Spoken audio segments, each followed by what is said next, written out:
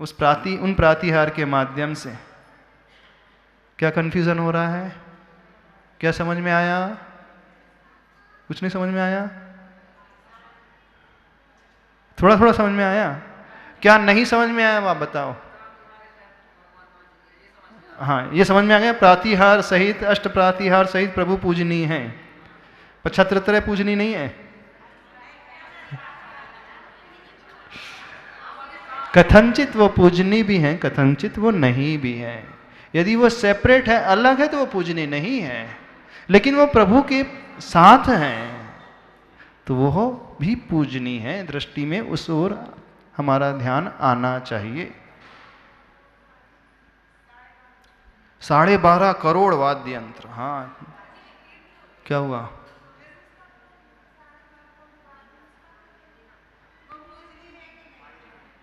उन 12.5 करोड़ वाद्य यंत्र से सहित आदिनाथ भगवान पूजनीय है। तो कथनचित वो वाद्य यंत्र भी पूजनीय हो गए, कथनचित वो पूजनीय नहीं भी है। दोनों चीजें जो कही गई आगम में, वही तो हम कहेंगे। जब हम प्रातिहार को देखेंगे, यानी उनके मूल गुणों की ओर दृष्टि लाएंगे, 46 मूल गुणों में 8 प्रातिहार आते हैं ना, तो कथनचित वो भी पूजनीय है, क्योंकि हम गुणों की पूजा कर रहे हैं ना, वो भी पूजनीय हो गए। लेकिन ऐसे ही सेपरेट रखे हैं अलग से, तो कोई छत्रों का ही अभिषेक करने लगे, कोई चमर का ही अभिषेक करने लगे, कोई महामंडल का ही अभिषेक करने लगे।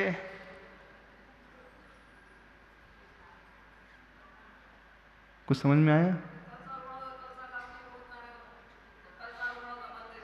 हाँ, कलशों का अभिषेक होता है। वो कलश जो है जिनालय का प्रतीक है।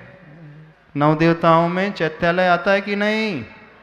शिखर, कलश, चैत्यालय का वो सर्वोत्कृष्ट स्थान है, वो सबसे ऊंचा स्थान है,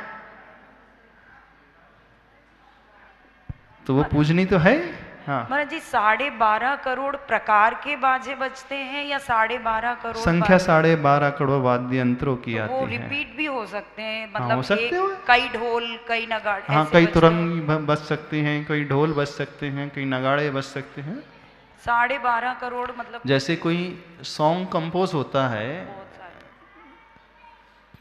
स्टूडियो में, जो म्यूजिशियन होता है, उस म्यूजिशियन की टीम में ढेर सारे बजाने वाले होते हैं, तो वो कॉमन में हो सकता। कई सेम प्रकार की ढोलक भी हो सकती हैं, सेम प्रकार की अन्य यंत्र, कोई बाधा नहीं। हाँ हाँ, अलग अलग है। ये झांझर बजाने वाली टीम, ये ढोलक बजाने वाली टीम, ये नगाड़े बजाने वाली टीम, ये तुरंग बजाने वाली टीम, ये वीणा बजाने वाली टीम है। हाँ, सब प्रकार के देव हैं, उनको ड्यूटी असाइन की गई है। तुम्हें ये बजाना है, तुम्हें ये बजाना है, तुम्हें ये बजाना है, बड़ी स्वेच्छा से बजाते हैं। आज एक समय में एक साथ ही बजते 12.5 करोड़। वर्णन तो ऐसे ही आता है। महाराज जी, जैसे यंत्र की पूजन करते हैं, शांति विधान होता है, घर में नए में गृह प्रवेश करते हैं तो उसको पूजा करते हैं, अभिषेक करते हैं, पर यंत्र क्यों पूजते हैं फिर? यंत्र में क्या लिखा रहता है? बीजाक्षर लिखे रहते हैं, द्वादशांग के वो अक्षर हैं, तो जिनवाणी पूजनी है कि नहीं ना? अब साक्षात जिनवाणी का अभिषेक तो नहीं कर सकते, कागज की है। तो जो धातु के बने हुए हैं, तांबे के जो बने हुए यंत्र में, उसमें कुछ आकृति बनी रहती है और उसमें कुछ मंत्र लिखे होते हैं, लिखे रहते हैं ना मंत्र, और उसमें जो बीजाक्षर होते हैं, तो उसका सिद्ध चक्र आदि विधान जब होता है तो उसमें कर सकते, कोई बाधा नहीं। प्रतिष्ठा पाठ में ऐसा वर्णन आता है। इसके अर्थ को देख ले, क्या हुआ? और इतने सारे बाजे एक साथ बजते तो कान नहीं दुखते, दर्द नहीं देंगे? किसके? आदिनाथ भगवान के कान जो है दर्द देने लगते होंगे शायद। हाँ, तो कान के आगे थोड़ी बजते हैं। जैसे घर में किसी की शादी होती है तो दूल्हे के कान में थोड़ी बजाए जाते हैं। पूरा इतना बड़ा प्रांगण रहता है बाहर, पूरे जब पंचकल्याण प्रतिष्ठा महोत्सव होता है, इतने सारे वाद्य बजते बजे, तो वो पूरे बहुत बड़े प्रांगण में बजते रहते हैं। और वो तो आकाश में बज रहे हैं, जैसे वेदी में आपने देखा होगा देवताओं को बजाते हुए, बहुत ऊपर आकाश में बजते रहते हैं। वो किस बात का प्रतीक होते हैं? सूचना देते हैं उस संदेश को चारों ही दिशाओं में, बल्कि 10 दिशाओं में फैलाते हैं। इस प्रकार से इसके अर्थ को देख लें। चले। गंभीरतार रव पूरित दिग्विभाग त्रैलोक्य लोक शुभ संगम भूति दक्ष। क्या कहा गया? गंभीर तार रव पूरित दिग्विभाग। दिग्विभाग का मतलब दिशाओं के विभागों में जो पूर्णता को प्राप्त करा रहे हैं। रव का अर्थ होता है ध्वनि, वह शब्द की ध्वनि। तार यानी वो ऊंची जो ध्वनि उन नगाड़ों से, उन वाद्य यंत्रों से फूट रही है, वो कहाँ कहाँ तक फैल रही है? सभी दिशाओं में और विदिशाओं में फैल रही है। कितनी दिशाएं होती हैं? 4 दिशाएं होती हैं। पूर्व, दक्षिण, पश्चिम, उत्तर, और 4 विदिशाएं होती हैं।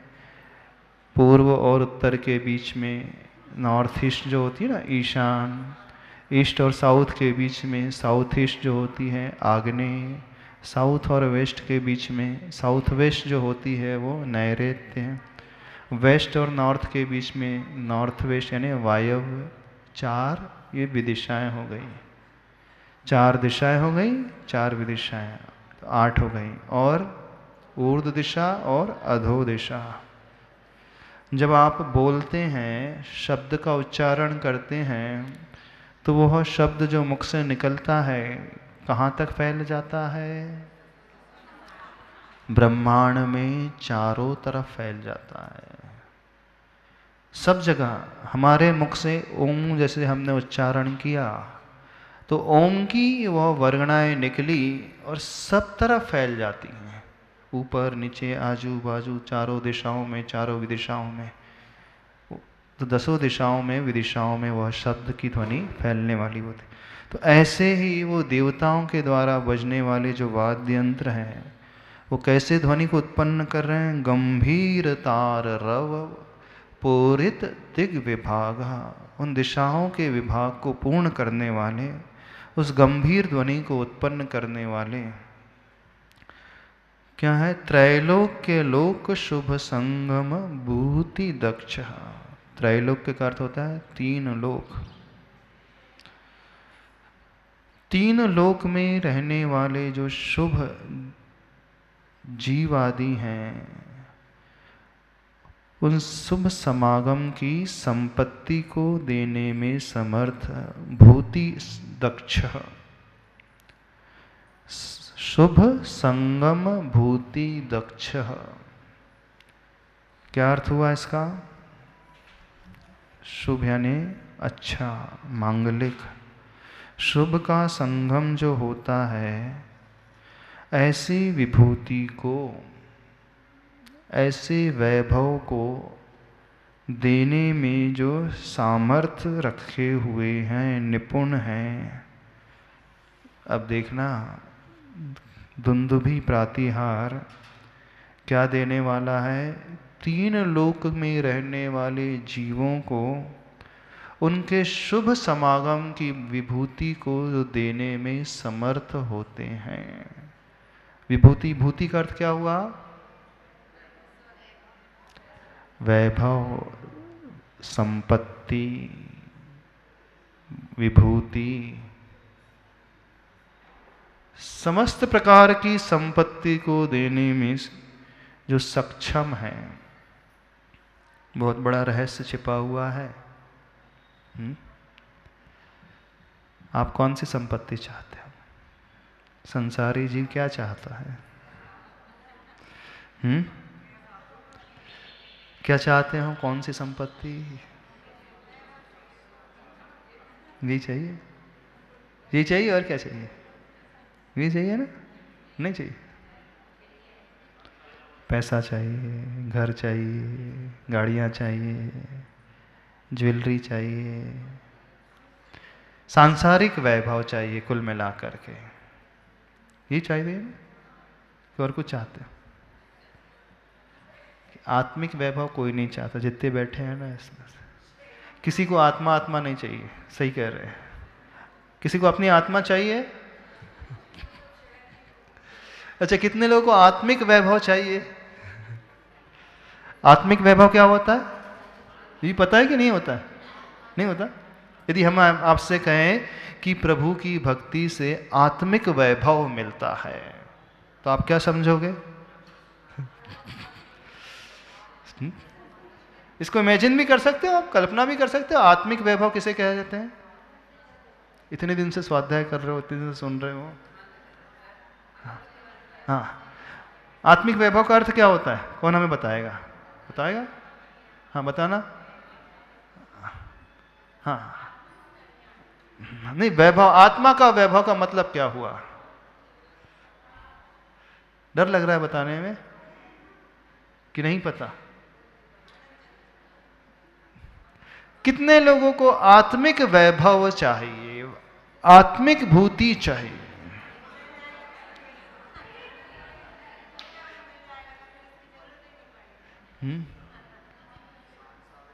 किसी को नहीं चाहिए आत्मिक वैभव ना? नमस्ते महाराज जी। महाराज जी, आत्मिक वैभव का तो पता नहीं, लेकिन अब आजकल ये हो गया कि मंदिर में ही ज्यादा मन लगता, घर में रहते तो बिल्कुल अच्छा नहीं लगता। अच्छा, तो आत्मिक वैभव का पता नहीं, मतलब काहे के लिए मंदिर में आते हैं? महाराज जी, मंदिर में ही शांति रहती है और मंदिर में ही बहुत अच्छा अनुभूति होती है। सुख अच्छा, की जो अनुभूति होती है, टेंशन रिलीज करने का स्थान है मंदिर। नहीं महाराज जी, आपसे मिलने के बाद, आपकी ज्ञान के बाद यही अच्छा हाँ, लगता है टेंशन रिलीज करने का स्थान है। जितनी देर प्रभु को अब देखते जिस हो, किसी को उतना बहुत शांति टेंशन हो जाता है तो वो टेंशन रिलीज करने के लिए एक मूवी चले जाता है, थिएटर चले जाता है। मैं एक पिक्चर देख के आऊंगा तो बड़ा टेंशन फ्री हो जाऊंगा। कोई व्यक्ति है गार्डन नहीं, घूम, आत्मिक सुख मिलता है थोड़ा नहीं, मंदिर में, कोई शांति व्यक्ति मिलती जो है गार्डन चले जाता है घूमने के लिए, बोले शाम के समय गार्डन जाएंगे तो अच्छा थोड़ा सा। कोई व्यक्ति एक हिल स्टेशन चला जाता है ना? बहुत दिन हो गए, महीनों भर से जॉब करते करते, घर में रहते रहते दिमाग खराब होने लगा, थोड़ा सा अपन आउटिंग करके आते हैं, बाहर घूम करके आते हैं, मूड फ्रेश हो जाएगा, थोड़ा सा वातावरण बदल, क्षेत्र परिवर्तन हो जाएगा। नमोस्तु महाराज। सांसारिक वैभव तो बहुत देख लिया है मैंने, मतलब वो तो कंप्लीट हो गया है। अच्छा, उसकी इच्छा बहुत कम है, वो तो हो रहा है तो हो रहा है। हाँ। तो अब ऐसा लगता है कि थोड़ा आत्मिक वैभव भी मिल जाए। नहीं तो आत्मिक वैभव का अर्थ क्या होता है? मतलब हम तो ये समझते हैं कि मतलब मन में आओ तो, मंदिर में आओ तो शांति मिलती है, आत्मा में अच्छा लगता है। हम तो यही समझते हैं। तो जैसे किसी को थिएटर में जाकर के अच्छा लगता है, किसी को होटल में जाकर के अच्छा लगता है, किसी को बगीचे में जाकर के अच्छा लगता है, किसी को हिल स्टेशन में जाकर के अच्छा लगता है, आपको मंदिर आकर के अच्छा लगता है, ऐसा? ऐसे ही ना?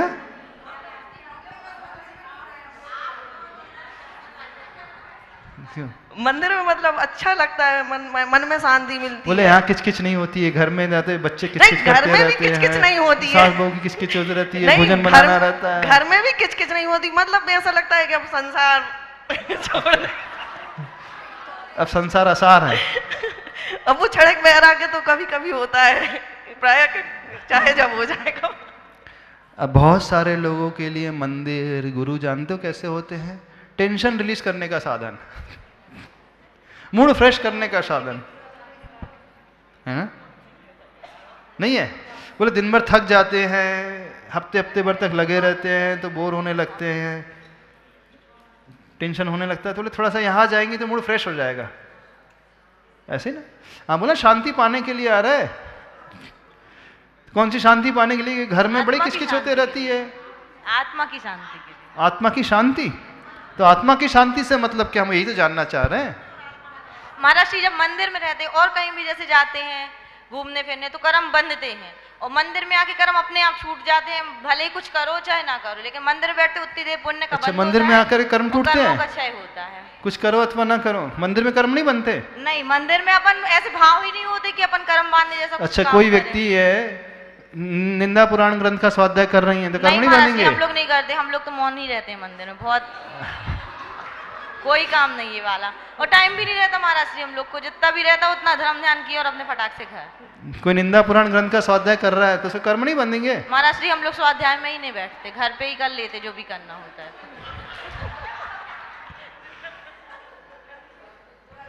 नमोस्तु महाराज श्री। कसायों को जीतना, समता धारण करना, आत्मा का वैभव। हाँ, अच्छी बात है, बहुत अच्छी बात उन्होंने बोली। कषाय को जीतना, समता धारण करना, आत्मिक वैभव मतलब जो हमारी आत्मा का स्वभाव है उसको पाने का पुरुषार्थ। आत्मा का कौन सा स्वभाव है? अनंत दर्शन अनंत ज्ञान आत्मा का स्वभाव नहीं है। आत्मा का स्वभाव ज्ञान और दर्शन। अनंत ज्ञान अनंत दर्शन तो स्वभाव थोड़ी है। ज्ञान और दर्शन, जानना, यानी कुल मिलाकर के सिर्फ हम जानने देखने तक सीमित रहे।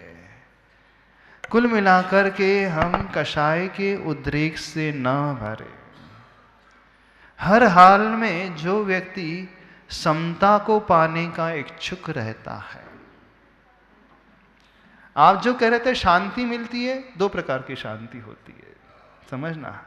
एक वह शांति जब व्यक्ति बहुत थक जाता है, परेशान हो जाता है, तो थोड़ा सा रिलैक्सेशन पाने के लिए सो जाता है तो भी शांति मिलती है। वह शांति जो है थकावट को निकालने वाली शांति। एक वह दुनिया जैसे शांति कहती है, यानी शरीर की थकान दूर हो गई तो अच्छा लग रहा है, मन की थकान निकल गई क्योंकि वर्कलोड इतना रहता है, काम का भार इतना रहता है, ये भी निपटाना, वो भी निपटाना, बच्चों को खिलाना, बच्चों को पढ़ाना, झाड़ू पोछा करना, सासू को खिलाना ही खिलाना, दिन भर सुबह से लेकर शाम तक इतना ज़्यादा काम का वर्कलोड रहता है, थक जाता मानसिक रूप से। तो बोले मानसिक थकान को निकालने के लिए कहाँ चलना चाहिए? मंदिर। यदि आप मानसिक थकान के निकालने के लिए मंदिर आ रहे हैं तो आपका पर्पस बिल्कुल सही नहीं है। मंदिर तो फिर आपकी दृष्टि में वो हो जाएगा जैसे किसी की दृष्टि में एक सिनेमा हॉल था, आपके लिए मंदिर हो गया। वो अपनी मानसिक थकान को दूर करने के लिए, अपने रूटीन को चेंज करने के लिए, अपने मूड को फ्रेश करने के लिए सिनेमा हॉल जा रहा था। एक व्यक्ति हिल स्टेशन जा रहा था, एक व्यक्ति एक रेस्टोरेंट चला गया, एक व्यक्ति वीडियो गेम खेलने लगा, एक व्यक्ति बातें करने लगा दूसरों से। उनका पर्पस है मेंटल रिलैक्सेशन। सुनो, मेंटल रिलैक्सेशन यानी कि इस स्वास्थ्य को लेकर के, इसमें धर्म कुछ नहीं होगा। यदि आप उस मानसिक थकान को निकालने के लिए मंदिर आए तो इसका नाम धर्म है ही नहीं। धर्म किसका नाम है? वहां पर भी शांति की बात होगी, वहां पे आत्मिक शांति की बात होगी, यानी कषायों का जहां निग्रह हो रहा है। व्यक्ति अपने ज्ञान दर्शन स्वभाव में आने की बात कर रहा है, व्यक्ति उस समता में आने की बात कर रहा है। वो अपनी ईर्ष्या से ऊपर उठना चाहता है, अपने लोभ से ऊपर उठना चाहता है, अभिमान को जीतना चाहता है। जो क्रोध बहुत ज्यादा उसके भीतर छोटे छोटे निमित्त को लेकर के पैदा हो जाता था, वो उसको जीतना चाह रहा है। तो यहां उद्देश्य टोटली डिफरेंट है। यदि इस उद्देश्य को लेकर के आप मंदिर आ रहे हैं तो सही आपने पर्पस समझा है। और बड़े दुख की बात है, अधिकांश लोग नहीं समझते हैं, अधिकांश लोग नहीं समझते। उनके लिए मंदिर मानसिक थकान को दूर करने का साधन है, इससे ज़्यादा कुछ नहीं।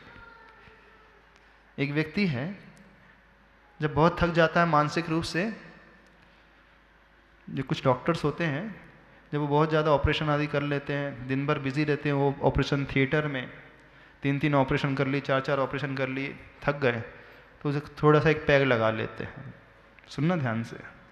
तो उन्होंने क्या किया, बोले इस मानसिक रिलैक्सेशन को पाने के लिए किसी नशीली वस्तु का आलम्बन ले लिया, किसी ने मानसिक थकान को दूर करने के लिए सिगरेट का आलम्बन ले लिया, किसी ने मानसिक थकान को दूर करने के लिए एंटरटेनमेंट का आलम्बन ले लिया। आपने मानसिक थकान को दूरने के लिए मंदिर का आलम्बन ले लिया, तो क्या हुआ? ये क्या धर्म हो जाएगा? नहीं, मंदिर आ रहे हैं बहुत अच्छी बात है, इसका अर्थ नहीं कि मंदिर आना छोड़ना है, समझो। मंदिर आ रहा है बहुत अच्छी बात है, भक्ति कर रहे हैं बहुत अच्छी बात है, लेकिन उद्देश्य क्या? मंदिर को मेंटल रिलैक्सेशन पाने का साधन मत बनाना, मंदिर को आत्मिक वैभव को पाने का साधन है। यानी उस हर परिस्थिति में हम साम्य भावों में रह सके, उस विभूति की हम बात कर रहे हैं। तो ये विभूति इस वैभव को 99% लोग नहीं चाहते हो? किसी को इससे कुछ लेना देना नहीं है। आपको किससे लेना देना है? क्या चाहिए आपको? क्या चाहिए बताओ? किसी को पैसा चाहिए, किसी को घर चाहिए, किसी को बीमारी से ऊपर उठना, ऐसा शारीरिक स्वास्थ्य चाहिए। इसके अलावा और कुछ चाहिए? किसी को रिश्ते चाहिए, किसी को संबंधी चाहिए, इसके अलावा और कुछ चाहिए? आप लोग क्यों आ रहे हो?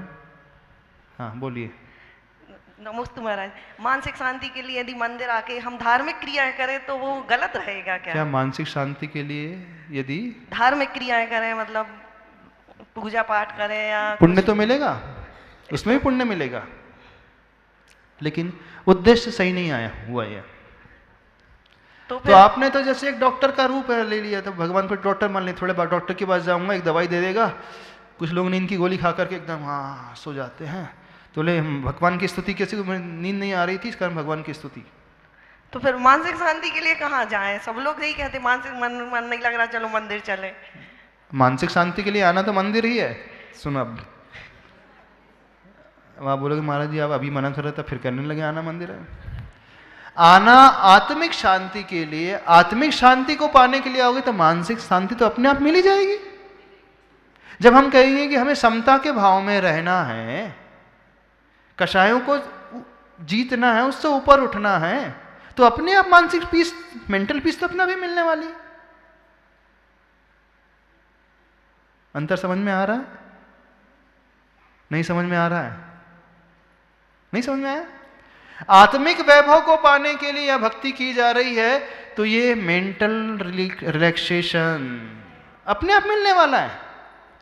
और यदि आप सिर्फ मानसिक शांति के लिए चाह रहे हो, तो आपने प्रभु को, उन शास्त्रों को, गुरु को एक नींद की गोली की भांति उपयोग किया।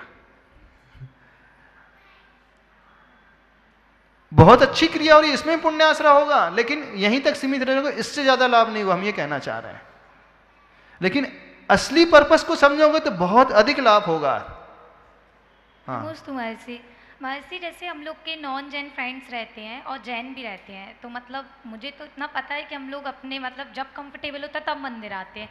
तो वो ऐसे क्वेश्चंस करते हैं कि क्यों मंदिर जा रहे हो, इतना क्यों धर्म करते हो? तो लाइक उन्हें बोल देते हैं कि हाँ क्लासेस लगती हैं। हाँ। तो मतलब अच्छी तरह से एक्सप्लेन नहीं कर पाते। हम तो समझते हैं कि हमें जाने से क्या लाभ हो रहा है। क्या लाभ होता है? महर्षि, आने से बहुत कुछ सीखने मिलता है धर्म का, और इस तरीके से मतलब संसार की जो चीजें हैं उनसे थोड़ा कम मोह होता है। अच्छा, मोह को जीत रहे हो मंदिर आकर? नहीं, मतलब महाराज जी ये कि फिर चीजें और समझ में आती है मंदिर में आके, सब कुछ अच्छे से पूरी तरह तो नहीं कर पाते हैं, पर धीरे धीरे इम्प्रूवमेंट होता है। तो उन्हें कैसे समझाएं कि वो भी आए मंदिर? अगर जैन फ्रेंड भी हैं तो क्या आंसर दें उन्हें? ये आपसे क्या आंसर देना चाहिए?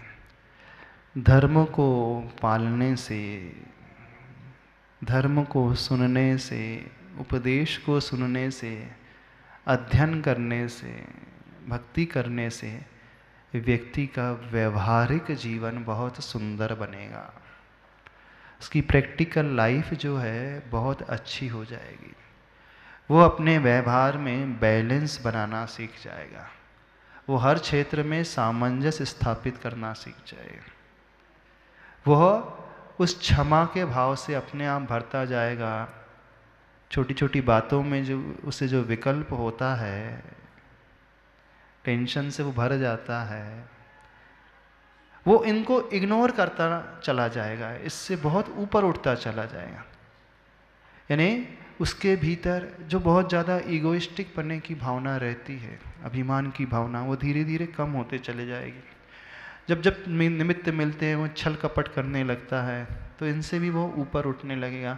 उसकी तृष्णा जो है, ग्रद्धता, आसक्ति जो है, जैसे हम मोह कह रहे हैं, वो आसक्ति भी धीरे धीरे कम होते चले जाएगी। और जब ये कम होता चला जाएगा तो अपने आप वो अपने अंतरंग स्वभाव की ओर आता चले जाएगा।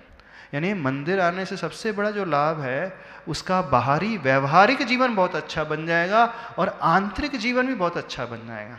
मंदिर आने का अर्थ यह नहीं है कि आप बहुत सारी क्लास कर रहे हो तो उसको रट लो, याद कर लो, परीक्षा दे लो, परीक्षा में नंबर ला लो, गिफ्ट ले लो। इसका उद्देश्य ये नहीं है। मंदिर जो है एक थियोरेटिकल क्लासरूम है। और आपका संसार, आपका घर, आपके ऑफिस, आपकी कॉलेज जो है एक प्रैक्टिकल रूम है। तो जैसे थ्योरेटिकल क्लासरूम में जाकर के आप यह सीखते हो कि प्रैक्टिकल कैसे करना, तो मंदिर में इन क्लास को अटेंड करके, स्वाध्याय को करके आप ये सीखते हो कि जो आपका व्यवहारिक जीवन, आपका प्रैक्टिकल क्लासरूम है, उसको आप कैसे अच्छे से कर सको अचीव। ये सबसे बड़ा लाभ है। और दुख की बात यह है कि अधिकांश लोग इसे नहीं समझते। समझते हो? अधिकांश लोग नहीं समझते। उनका काम है मंदिर आकर के पूजा करना। क्यों करना? करना है, करना है। उनका काम है स्वाध्याय करना। क्यों करना? नियम लिया इस कारण करना है। उनका काम है कि आरती करना, माला फेरना। क्यों फेरना? बरसों से फेरते हुए आ रहे हैं, संस्कार डलने इस कारण करना। यही है ना? महाराज जी से नियम ले लिया है, महाराज जी ने दे दिया है, माता पिता ने सिखा दिया है। अथवा इस उम्र में हम मंदिर नहीं जाएंगे तो क्या होगा, कैसा लगेगा, लोग क्या कहेंगे, दुनिया वाले क्या समझेंगे। अथवा मानसिक शांति मिलती है, अच्छा रहता है, रिलैक्सेशन हो जाता है। ऐसे होता है ना? आप लोग क्यों आते हो? अच्छा, आपसे पूछ रहे हैं क्यों भक्तामन की क्लास अटेंड कर रहे हो? हाँ महाराज श्री, पहले जो था मतलब महाराज जी आते जाते थे, सब कुछ था, इतना वो भी नहीं था कि धर्म में बहुत ज़्यादा इंटरेस्ट है या कुछ भी।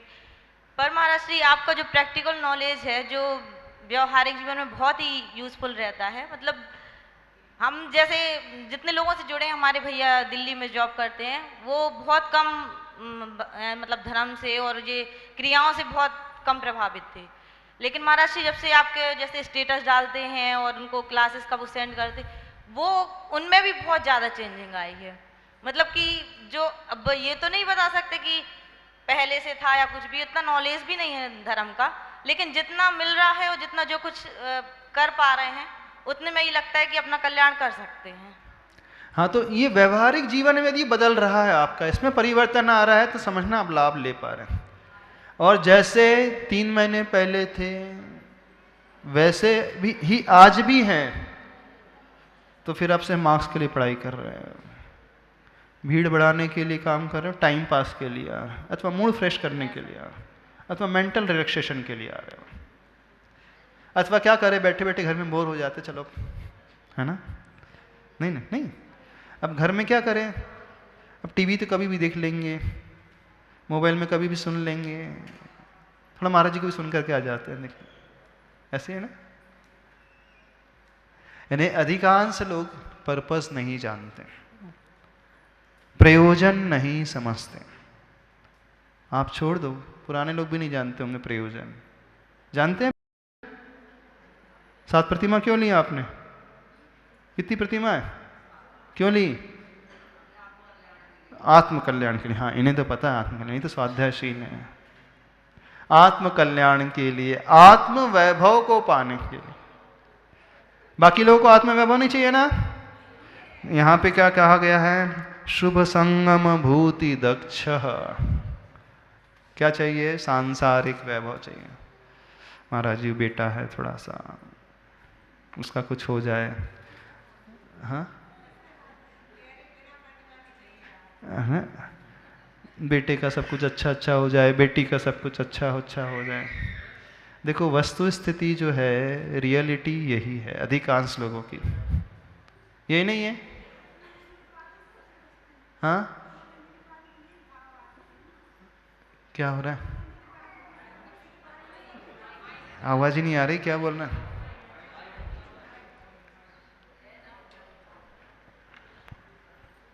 तो बना से प्रतिमा लेने के बाद ये भाव आते हैं ना कि बेटा का अच्छा हो जाए, बेटियों का अच्छे से शादी करना, घर अच्छा रहे, परिवार अच्छा चले, उसमें थोड़े भाव चेंज होते हैं प्रतिमा लेने के बाद भी। हाँ, तो होते ना, होते उसमें तो होते हैं ना, क्यों नहीं होते बा? तो ये तो आपकी जिम्मेदारी है। घर में माँ है तो माँ की जिम्मेदारी है कि बच्चा अच्छा रहे, व्यवस्थित रहे, सही लाइन पे लगे, ये तो होना ही चाहिए। तो लेकिन धर्म करने से ये हो जाए, ये भाव नहीं। धर्म करने से मिलेगा यही, लेकिन मिल जाए ये भाव नहीं हम कह रहे हैं। धर्म तो करते रहते वो टाइम उसमें, लेकिन बाकी घर गृहस्थी में जो काम है, घर गृहस्थी में तो करना ही भाव, हम थोड़ी बोले घर गृहस्थी में नहीं करो, धर्म के एवज में ये हो जाए ये नहीं भाना, हम ये कह रहे हैं। आपको तो कर्तव्य का पालन करना ही है, बच्चों को व्यवस्थित करना है, पढ़ाना लिखाना है, लाइन में लगाना है, गलत रास्ते में ना भटक जाए ये भी देखना है, ये तो केयर करना ही चाहिए। लेकिन मंदिर का फल ये मिले ये नहीं होना चाहिए, ये कहा जा रहा है। कई बार कंफ्यूजन हो जाता होगा, हम करें तो करें क्या, हमारी बात सुनकर हो जाता है नहीं हो जाता? तो बताना आत्मिक वैभव किसे चाहिए? नहीं चाहिए? समथिंग मिल जाए तो ठीक है। आपको कौन सा वैभव चाहिए? सांसारिक वैभव चाहिए।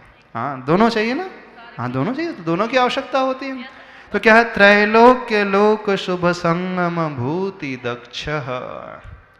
इस श्लोक में कहा जा रहा है 3 लोक में रहने वाले, त्रैलोक में भी लोक शब्द है, उसके बाद भी एक लोक शब्द और लिखा है अलग से। क्या लिखा? त्रैलोक्य यानी 3 लोक। फिर लोक का दूसरा लोक क्यों लिखा? लोक का अर्थ है सेकंड नंबर का कि इस लोक में रहने वाले जीव। लोक को क्या सुख मिलेगा? लोक तो अपने आप में अजीब होता है, वो तो मैटर है, पुद्गल है। मैटर के साथ सुख दुख क्या लेना देना, उससे कुछ लेना देना नहीं। तो जब कहा जाता है संसार सुखी हो जाए, ये लोक सुखी हो जाए, लोक को विभूति मिल जाए, तो लोक को कोई विभूति की आवश्यकता नहीं होती है। आवश्यकता कैसे होती है? इस लोक में रहने वाले प्राणियों को आवश्यकता, जीवों को आवश्यकता होती है। तो इस श्लोक में जो कहा गया है त्रैलोक्य, फिर से जो लोक लिखा है यानी इस लोक में रहने वाले जीव, जीव लगाना, यानी 3 लोक में रहने वाले जो जीव हैं उनके लिए क्या? शुभ संगम भूति दक्ष। शुभ यानी मंगल, संगम यानी जिसका समागम है, विभूति यानी उस वैभव को, संपत्ति को, दक्ष यानी समर्थ, बोलते ना ये बहुत दक्ष है, समर्थ है, निपुण है, परफेक्ट है, निष्णात है, कैपेबल जिसे कहा जाता है, इंग्लिश में कहें तो कैपेबल है, जो सक्षम है। तो दक्ष का अर्थ हो गया सक्षम। तो ये दुंदुभि रूपी प्रातिहार गंभीर तार रव पूरित दिग्विभाग त्रैलोक्य लोक शुभ संगम भूति दक्ष। 3 लोक में रहने वाले इन जीवों को उस विभूति को देखने में सामर्थ्यशाली है। अब ये दुंदुभि प्रातिहार जो प्रभु की ख्याति को फैला रहा है। अब समझना, दुंदुभि बाजे बजने से विभूति कैसे मिल जाएगी? अब प्रश्न उठाओ, कोई व्यक्ति बाजे सुन रहा है, दिव्य ध्वनि नहीं दुंदुभि के, तो बाजे सुनने मात्र से उसको वैभव कैसे मिल जाएगा? ओम, समझ में आ रहा प्रश्न? आपके मन में प्रश्न उठ रहा है नहीं? यदि आपने करोड़ों वाद्य यंत्र सुन लिए, अब इसमें लिखा है कि वो वैभव को देने वाला है, तो बाजे वैभव को कैसे दे देंगे? देखो वो सुख ऐसे मिलेगा जब कोई व्यक्ति इन बाजों को, ध्वनि को सुनेगा तो उसके मन में क्यूरियोसिटी पैदा होगी, आखिर बाजे किसके बज रहे हैं, किसके लिए बजाए जा रहे हैं, कौन सा ऐसा व्यक्तित्व है जिसके लिए 12.5 करोड़ बाजे बज रहे हैं। आज तक ऐसा व्यक्ति तो हमने देखा नहीं दुनिया में कि इतने सारे बाजे किसी के लिए बजाए जाते। बहुत सारी शादियां देखी, बहुत सारे फंक्शन देखे, 40, 50, 100, 200 लोग बजाने वाले होते, यहाँ तो बड़े बड़े देवता लोग बजा रहे हैं। आखिर है कौन सा ऐसा व्यक्ति? अच्छा ये तीर्थंकर हैं, तो जरूर इनमें कोई विशेषता होगी। तो उन बाजों की ध्वनियों को सुनकर के वह तीर्थंकर के निकट आता है। अब उसने पहले प्रभु की ध्वनि नहीं सुनी, पहले दुंदुभि का नाद सुना, नाद सुनकर के प्रभु की ध्वनि सुनने के लिए आया। जब प्रभु की दिव्य उपदेश को सुनता है तो उसे हे उपाधि का ज्ञान हो जाता है, क्या अच्छा है क्या बुरा है, उसको यह विवेक पैदा हो जाता है। जब विवेक पैदा हो जाता है तो बुरे को त्याग देता है। हे को, हे का अर्थ होता है त्यागने योग्य, छोड़ने योग्य बुरा। हे यानी हातुम योग्यम इति हेयम, यानी जो त्यागने योग्य होता है, यानी बुराइयाँ, पाप, अशुभ, कमियाँ, उससे ये ज्ञान हो जाता है कि ये पाप है, ये बुराइयां हैं, इसे मुझे छोड़ देना चाहिए। फिर उपादेय यानी ग्रहण करने योग्य, अपनाने योग्य। क्या है? व्रत अपनाने योग्य है, धर्म अपनाने योग्य है, पुण्य के कार्य अपनाने योग्य है, भक्ति है, सेवा है, वैयावृत्ति है, ये क्वालिटीज़ अपनाने होंगे। तो वो उन पुण्य कार्य को अपनाना सीख लेता है। जब पुण्य कार्य को अपनाना सीख लेगा, अच्छे कार्य को अपनाना सीख लेगा, तो उसके माध्यम से सातावेदनी कर्म का आश्रय होगा, सातावेदनी कर्म का आश्रय होगा, तो अपने आप उसे संपत्ति मिल जाएगी। Very simple. समझ में आया? इतना ही रखते हैं, समय हो गया है। बोले आचार्य परमेष्टि गुरुदेव श्री विद्यासागर जी महाराज की।